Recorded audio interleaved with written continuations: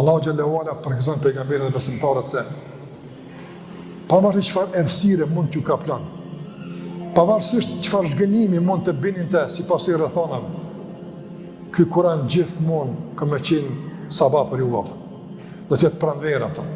Mund të kalën për dimra të vështirë, të situatave të rona, të kurrjeve të caktuara ato. Mi po dini se gjithmonë shlirimin e keni në Kur'an, edhe në aspektin e disponimit, po edhe në aspektin e hapësirës. Kur'ani garanton shlirim edhe të brendshëm, pavarësisht presioneve të jashtme. Mund të jesh i kufizuar fizikisht, apo por shumë i shliruar dhe shumë i disponuar shpirtërisht apo.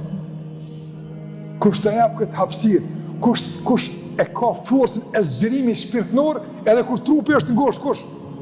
Kur'ani. Andaj përdorni Kur'anin veç.